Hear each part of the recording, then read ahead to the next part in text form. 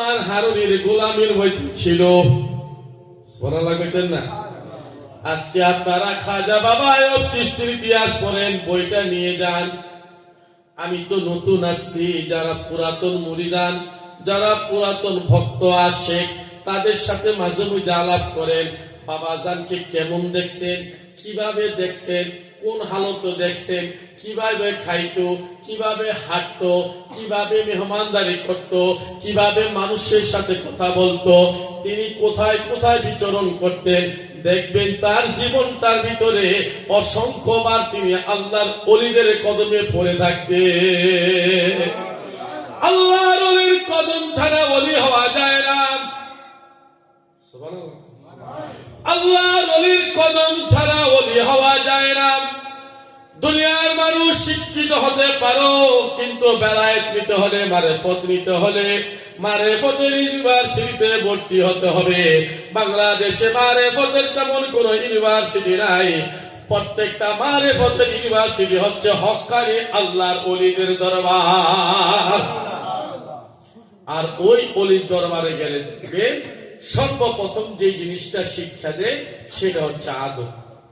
সেটা কি? আদব।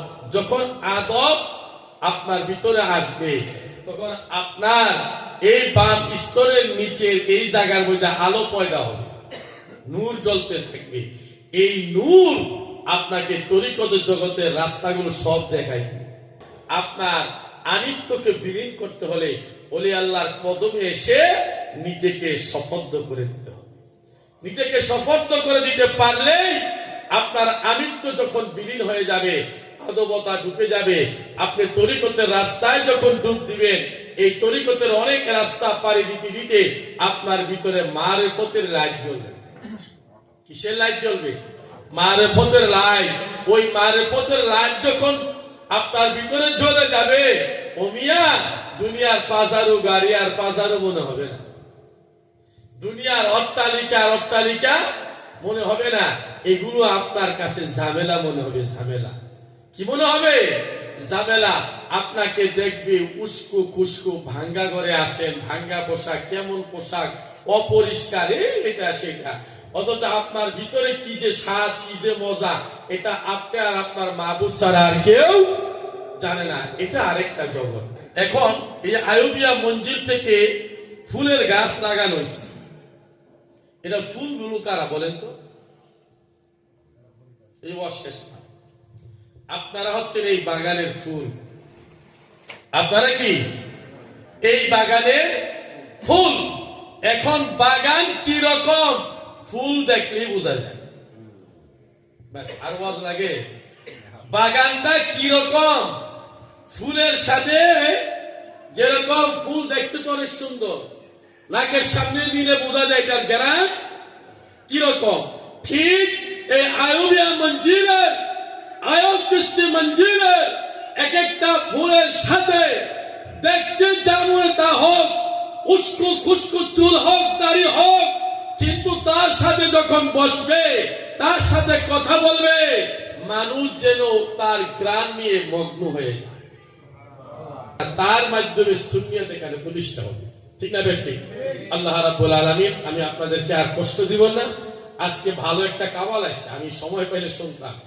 আমাদের নাদিম ভাই চমৎকার নাত গায় এবং তার সুললিত কণ্ঠে ইশকে রাসূল কাকে বলা হয়, এটা আপনার এই খোরাকটা পাবে।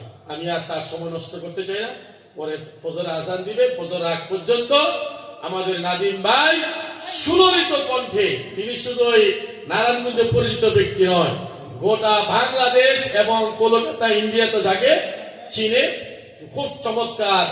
যার ভিতরে অনেক কাওয়াল দেখি ওযু গোসলায় শুরু করে দিই, কিন্তু তার ভিতরে একটা আমি সবসময় দেখছি। আমার কদম রসুলে গৌসিয়া দরবার শরীফে গিয়েছিল, আমরা অনেকজন আলেম সেখানে বসা ছিলাম। তার কাওয়ালি শুনে আমরা নিজেরও হাদিয়া তোফা দিছিলাম, এত ভালো লাগছে। অর্থাৎ তার মজলিসে বসলে দেখবেন আপনার ভিতরে একটা ইশক চলে আসবে। আপনারা সুন্দর করে কাওয়ালি সামা শুনবেন। এটা না যায় জিনিস নয়, কোনো ফতুয়াবাজি করা দরকার না। এটা হচ্ছে ইশকের খোরাক, এটা হচ্ছে ইশকের খোরাক। আমি প্রাণ ভরে আপনাদের জন্য দোয়া করে যাই। আমি মাঝখানে অসুস্থ ছিলাম, আমাদের হুজুরের কাছে, আমার মামার কাছে আমার আরজি, আমাকে একটু নেক নজর রাখবেন, একটু খেয়াল রাখবেন। আল্লাহ যেন বাতিলের হাত থেকে আমাকে হেফাজত করে, বিভিন্ন বালা মুসিবত থেকে আমাকে হেফাজত করে, আমিও যেন আপনাদের এই দরবারের একজন খাদেম হয়ে থাকতে পারি। আল্লাহ কবুল করুক, আমিন। ওমা আলাইনা ইল্লাল বালাগ। আসসালামু আলাইকুম ওয়া রাহমাতুল্লাহি তাআলা ওয়া বারাকাতুহু।